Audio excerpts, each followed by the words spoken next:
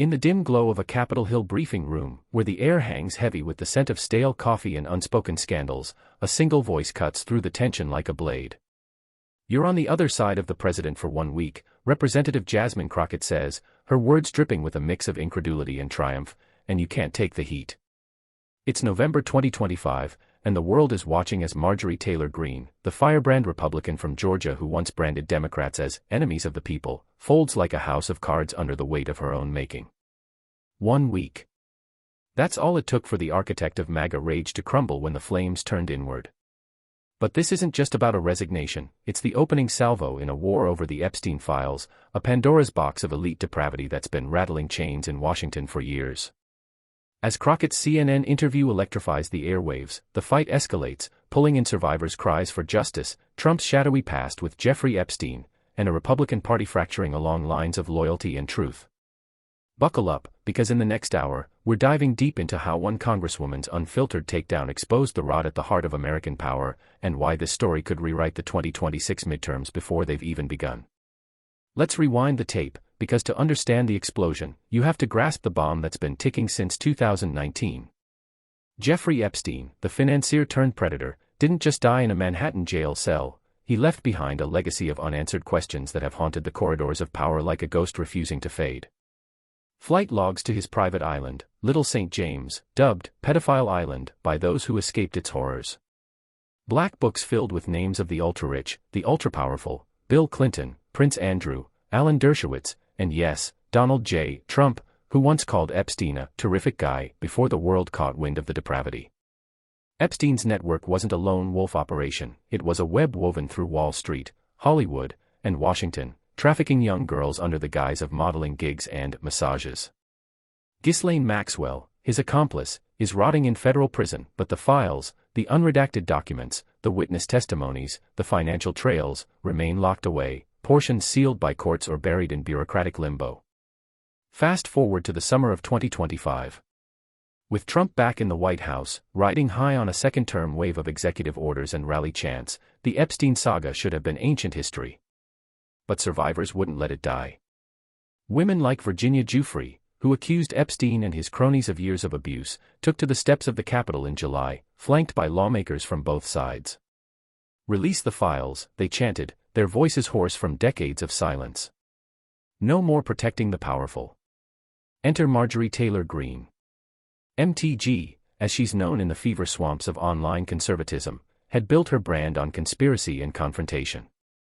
QAnon whispers, Jewish space lasers, January 6 denial, she was Trump's loudest cheerleader, the one who filed articles of impeachment against Joe Biden while defending the big lie. But on the Epstein front, something shifted. Maybe it was the optics, a party preaching law and order while shielding its own from scrutiny. Or perhaps Greene, ever the opportunist, saw a chance to burnish her America First cred by championing American women raped and trafficked by rich, powerful men, as she put it in a viral floor speech.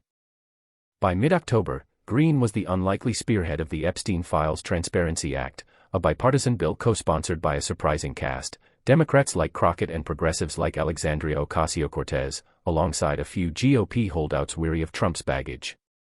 The bill demanded the full unsealing of documents from Epstein's 2008 Florida plea deal, the sweetheart arrangement that let him walk free with a slap on the wrist, and any federal records from his 2019 arrest.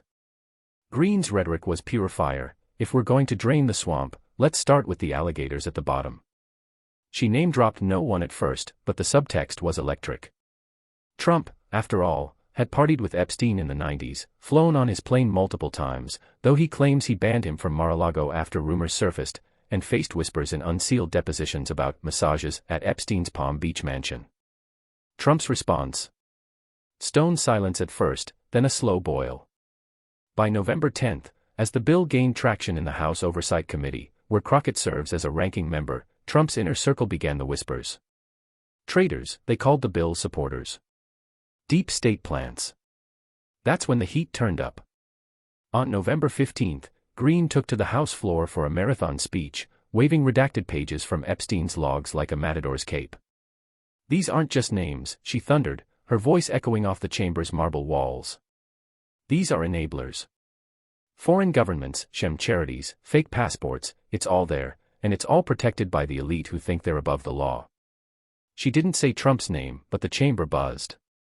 Across the aisle, Crockett nodded subtly, her trademark braids catching the light as she jotted notes. Green's push had bipartisan legs. Even some Trump-skeptical Republicans like Thomas Massie and Lauren Boebert signed on, citing due process for victims. But Trump doesn't do nuance. That night, at a Mar-a-Lago fundraiser, he let loose to donors, "Marjorie's gone off the reservation. Sad. She's hurting the movement with this witch hunt nonsense."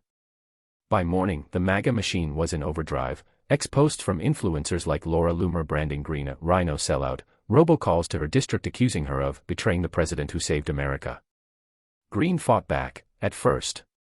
On November 17, she stormed a press gaggle outside the Capitol, flanked by survivors in "Justice for Jane Does" t-shirts. "I've taken worse heat from the left," she snapped at reporters. "This is about truth, not loyalty tests." But cracks showed. Her staffers leaked stories of death threats flooding her office, burners calling her a pedophile enabler for not going far enough, others from Trump diehards vowing primary challenges. Then came the subpoena skirmish. The Oversight Committee, under Chairman James Comer, a Trump loyalist, had issued a fresh demand for Maxwell's prison records, including any communications about Epstein's client list. Crockett later revealed on CNN that Trump's henchmen showed up at Maxwell's cell, derailing the interview. "They swooped in like vultures," Crockett said, her eyes flashing. Coincidence? Please. Green, briefed on the interference, reportedly confronted Comer in a closed-door meeting, only to emerge looking shell-shocked. Whispers spread. Trump had personally called her, warning that pushing the files would end her career. November 20th. The bill stalls in committee, Comer's doing, as Democrats cry foul and Republicans splinter. Massie and Boebert hold firm, but Green. She's quiet. Too quiet. On the 21st, a Friday night news dump, her office releases a video. Shot in her Georgia home, American flags draped behind her like a funeral shroud, Green looks gaunt, her usual bombast replaced by a tremor in her voice. "For years, I've fought for the forgotten," she begins, pausing to steady herself. "But today, I see the cost. I've been called a traitor by the very movement I helped build. Threats to my family, my safety, it's too much." She cites the Epstein fight obliquely, standing for victims shouldn't make you a target. Then the hammer, effective January 5, 2026, "I will resign my seat in Congress. It's time to go home, to protect what's left." The video ends with a plea for unity, but the subtext screams defeat. Trump tweets, "Well," posts on X, within minutes, "Marjorie, we wish you well. Focus on Georgia. MAGA forever." No mention of the files. No olive branch. Just a door slamming shut. Enter Jasmine Crockett, stage left, on CNN's State of the Union the very next morning. Jake Tapper, ever the straight shooter, tees it up perfectly. "Congresswoman, what went through your mind when you saw that video?" Crockett, poised in a crisp navy suit, leans forward, her laugh a sharp bark that slices the tension. You know what? Honestly, I was like, you've got to be kidding me." 1 week against Trump and MTG folded. The studio erupts in murmurs. At home, viewers spit out their coffee. It's not just the zinger, it's the truth serum. Crockett, who represents Texas's 30th district, a diverse swath of Dallas where she's faced her own barrage of racist threats for calling out MAGA hypocrisy, knows heat. She's the one who went viral clapping back at Green during a 2023 hearing, dubbing her Snow White for her bleach blonde fragility. But this is Crockett at her finest, unflinching, funny, and fierce. "Imagine what it is to sit in my shoes," she continues, her Texas drawl thickening with emphasis. To not only be on the opposite side of him, but to have people like her who are constantly fanning the flames of hate. Fomenting division, division, division. But at the end of the day, I know that I serve the people of Texas 30. And so, I get up every day, and I fight. Tapper presses, the Epstein files. Is this Democrat grandstanding? Crockett shuts it down. Absolutely not, she says when asked if she or her colleagues know what's in the documents tying to Trump. Here's the reality. If we did have that information, I don't know that we would need it necessarily to be released. Pause for effect. Listen, I don't really care who is in the files. At the end of the day, right is right, wrong is wrong. And if you are truly about law and order, then we should be looking for who it is that has broken the law. It's a masterclass in deflection, not denial, but elevation. Crockett pivots to the survivors, the fake immigration papers that funneled girls across borders, the sham modeling agencies that preyed on the vulnerable, the foreign governments. She hints at Israel's Mossad ties without naming, that turned a blind eye. We need to better understand who potentially in government allowed for a lot of these things to take place, she says. And ensure that the systems that allowed this to happen no longer exist. No gotcha on Trump, just a call for sunlight that implicates everyone. But Crockett doesn't stop at policy. She humanizes the horror. She recalls a private briefing with victims' advocates, where one woman, trafficked at 14, broke down describing Epstein's island as a place where dreams went to die. Crockett's voice softens. These aren't abstractions. These are our daughters, our sisters. And for MTG to wave the flag 1 minute and bail the next. That's not courage. That's convenience. Tapper nods, then drops the curveball, Comer's accusation that Democrats are weaponizing the probe to smear the president. Crockett's eyes narrow. Weaponizing. Please. The only weapons here are the ones Comer and his crew are using to bury this. They subpoenaed Maxwell, and what happened? The president's henchman showed up to her cell. Poof, interview over. It's a bombshell, unverified but unchallenged in the moment, and it lands like a gut punch.